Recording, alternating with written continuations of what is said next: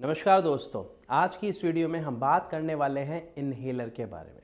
जी हाँ, जाने अनजाने में बहुत सारे पेशेंट्स को बहुत सारी दिक्कत आती है इन्हेलर को यूज़ करने में, या ये कहूँ कि इन्हेलर के यूज़ करने के बाद भी उन्हें कुछ खासा इफ़ेक्ट नहीं मिलता, अपनी समस्या में रिलीफ नहीं मिलता। ऐसा तब होता है जब वो उसको ठीक से यूज़ नहीं कर पाते हैं, क्योंकि इसको यूज़ करने के कुछ छोटे से तरीके होते हैं जिसको हमें सीखना पड़ता है। क्योंकि अगर उन तरीकों का सही यूज़ ना किया जाए तो वो जो दवा है, जो डॉक्टर ने एडवाइस की है आपको इन्हेलर से लेने के लिए, एमडीआई के थ्रू लेने के लिए, वो एक्चुअली आपके एयरवेज में प्रॉपरली अंदर फेफड़ों तक, लंग्स तक नहीं जाती है, आपके ब्रोंकाइज, ब्रोंकीहोल्स तक नहीं जाती है, जिसकी वजह से आपको समस्याओं का सामना करना पड़ता है। तो आज की इस वीडियो में हम यही बात करने वाले हैं कि वो कौन सी गलतियां होती हैं जो हमें नहीं करनी है, क्या सही स्टेप है, क्या सही तरीका है जो हमें ध्यान रखना है, और साथ ही ध्यान देने वाली कौन सी बातें हैं जिनका हमें खासा ध्यान रखना है इन्हेलर या एमडीआई यूज़ करते वक्त। अब असल में होता क्या है, जब किसी व्यक्ति को अस्थमा की शिकायत होती है तो उसे क्या दिक्कत होती है, उसके शरीर में क्या बदलाव आ रहे हैं, ये सब मैं अपनी पिछली वीडियोस में बता चुका हूँ। आप एक बार जाके उन्हें देखें अगर आपने वीडियोस को नहीं देखा है, ताकि आप ये समझ पाएं ये जो हम इन्हेलर ले रहे हैं, जो डॉक्टर आपको एडवाइस कर रहा है कि इमरजेंसी में आपको, फर्स्ट एड में आपको इन्हेलर यूज़ करना है, वो क्यों करना है, आप उसे बेहतर समझ पाएंगे। असल में इन्हेलर में होता क्या है, इन्हेलर में मेडिसिन होती है, ये हम सब जानते हैं। कैसे मेडिसिन होती है? बहुत स्ट्रॉन्ग एंड इफेक्टिव मेडिसिन होती हैं जो आपको इंस्टेंट रिलीफ देती हैं। अब असल में वो इंस्टेंट रिलीफ देंगी कब? जब वो दवा आपके फेफड़ों तक पहुंचेंगी। अब असल में सबको लगता है कि हमने इन्हेलर लिया, उसे ऊपर से क्लिक किया, दवा आई और हमने सांस ली और दवा अंदर चली जाएगी, लेकिन असल में ऐसा होता नहीं है। असल में गड़बड़ कहाँ से शुरू होती है? शुरू से शुरू करते हैं। सबसे पहले जब हमें इन्हेलर यूज़ करना है, उससे पहले एक सबसे इंपॉर्टेंट चीज़ ध्यान रखनी होती है कि आपको मुंह से धीरे धीरे सांस लेनी है, पूरा जितना मैक्सिमम ले सकते हैं, और उसके बाद अपने लंग्स को पूरा खाली करना है, मतलब वो पूरी हवा बाहर छोड़नी है। क्यों? साथ में समझाता हूँ। पहले ये देखिए कि असल में इन्हेलर को यूज़ करने से पहले हमें करना क्या है। हमें अपने मुंह से हवा लेनी है धीरे धीरे। अगर आप झटके से लेते हैं या आप नाक से लेते हैं तो उस हवा से हो सकता है आपको खांसी उठ जाए, आपको दिक्कत का सामना करना पड़े, या वो प्रॉपरली आपके लंग्स तक फिल ना हो। तो वहां पे हमें क्या करना है, जितना ज्यादा ले सकते हैं धीरे धीरे लेना है, उतना हमें छोड़ना है। अब इससे क्या होगा, जो हमारे लंग्स हैं, जो हमारा एयरवे है, जो हमारा एयर पाथ है, वो खाली हो जाएगा, हमारे लंग्स से एयर बाहर निकल गई। उसके बाद जो हमारा इन्हेलर है, आपको उसे शेक करना है। शेक करने के बाद आपको उसकी जो कैप है वो हटानी है, अपने मुंह में इन्हेलर रखना है। लेकिन जैसे ही आप जब इन्हेलर रखेंगे तो ध्यान रखिएगा कि आपको सिर्फ होंठों के पास इन्हेलर नहीं रखना। उससे क्या गलती होती है कि पेशेंट जैसे ही वो पफ लेते हैं, जैसे ही बटन क्लिक करते हैं, तो वो जो दवा होती है ना, वो आपके दांतों पे चिपक जाती है, वो अंदर नहीं जा पाती। तो हमें क्या करना है, वो प्रॉपर उसे अंदर रखना है। उसके बाद अपने होठों से उसे टाइट करके पकड़ लेना है।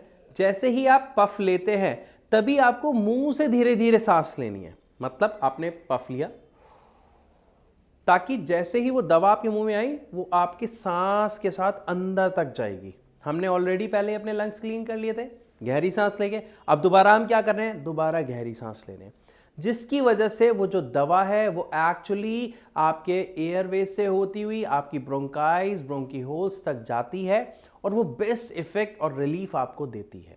अब इसी के साथ आपको एक और चीज ध्यान रखनी है कि जब आपने सांस अंदर ली तो ये नहीं है एकदम से छोड़ देनी है, वहां पे उस सांस को आपको होल्ड करना है, क्योंकि आप असल में इस बार सांस नहीं ले रहे हो, आप तो दवा अंदर पहुंचा रहे हो ना। तो जब जैसे ही आपने पफ लिया, सांस ली, वो दवाई अंदर गई, उसके बाद आपको सांस होल्ड करनी है। अब यहाँ पे आपके मन में क्वेश्चन आ रहा होगा कितनी देर होल्ड करनी है? 6 से 10 सेकंड कोशिश करिए कि आप उसे रोक पाए, क्योंकि वो जो दवा है वो प्रॉपरली आपके फेफड़ों में पूरी तरीके से फैल पाए, अपना काम कर पाए। और उसके बाद जब आप वो सांस छोड़ रहे हैं तो यहाँ पे दो तरीके होते हैं, या तो आप उस सांस को मुंह से छोड़ सकते हो या उस सांस को नाक से छोड़ सकते हो, लेकिन ज़्यादा फायदेमंद होगा कि अगर आप उस सांस को नाक से छोड़ो। अब ऐसा क्यों, फिर दोबारा क्वेश्चन आ गया आपके मन में, है ना।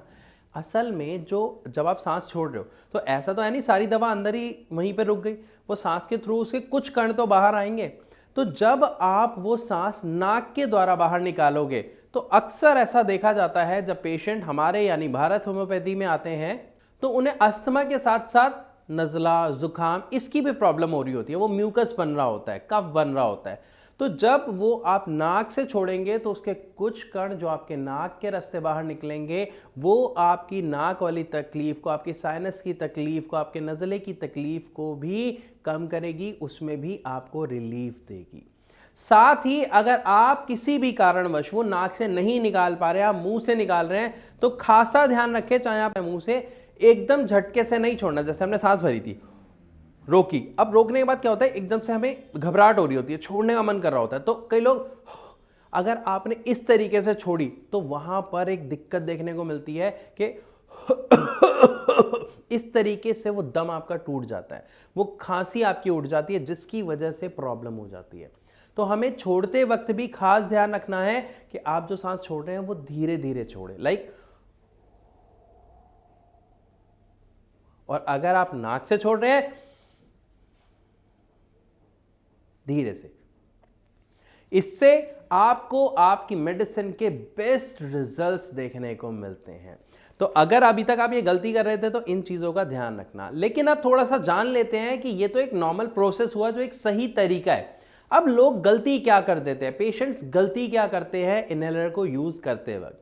जब भी वो इनहेलर यूज करते हैं तो सबसे पहली गलती आती है कि वो पहले पफ कर देते हैं, बाद में सांस लेते हैं, जिसकी वजह से वो जो दवा है वो आपके मुंह में या हार्डली आपके गले तक ही पहुंचती है, वो आगे अंदर नहीं पहुंचती है, जिसकी वजह से सेम आपको जो रिलीफ है वो प्रॉपर नहीं मिलता है, आपकी तकलीफ वहीं की वहीं बनी रहती है।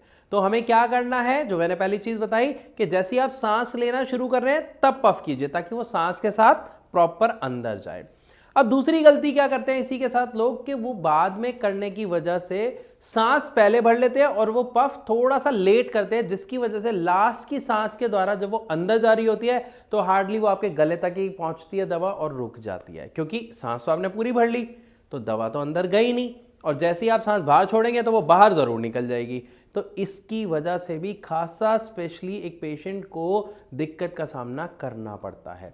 तीसरी एक और आपको दिक्कत बता देता हूं कि जब आप पफ लेते हैं, जो मैंने स्पेशली अपने पहले ही शुरुआत में ही बता दिया था कि हमें अपने दांत को अपने पफ के आगे नहीं रखना है, जो जनरली लोग कर देते हैं, सिर्फ होंठ में पकड़ते हैं, दांत आगे होते हैं, जिसकी वजह से आधी लगभग दवा जो है आपके दांतों पर ही चिपक जाती है। तो हमें क्या करना है, वो पफ का जो नोजल है जो आप मुंह में रखते हैं वो लगभग इतना रखना है कि दांत से टच कर रहा है, ताकि आपके दांत उसके आगे ना आए, ठीक है। अब चौथा पॉइंट बहुत इंपॉर्टेंट है, क्योंकि जब भी पेशेंट हमारे यानी भारत होम्योपैथी में आके डॉक्टर से मिलते हैं, अपनी प्रॉब्लम्स उनके साथ शेयर करते हैं, तो वो एक खासी दिक्कत का सामना कर रहे होते हैं कि जब भी वो इनहेलर का यूज़ करते हैं तो उनको उसके साइड इफ़ेक्ट्स देखने को मिलते हैं, जैसे गला बैठ जाता है, आवाज़ बदल जाती है, उन्हें गले में दिक्कत महसूस हो रही होती है। असल में होता क्या है, जब आप दवा लेते हैं तो कुछ उसके कण आपके गले में, गले के पिछले हिस्से में यहाँ पे रह जाते हैं, रुक जाते हैं, जिसकी वजह से ये साइड इफेक्ट्स देखने को मिलते हैं।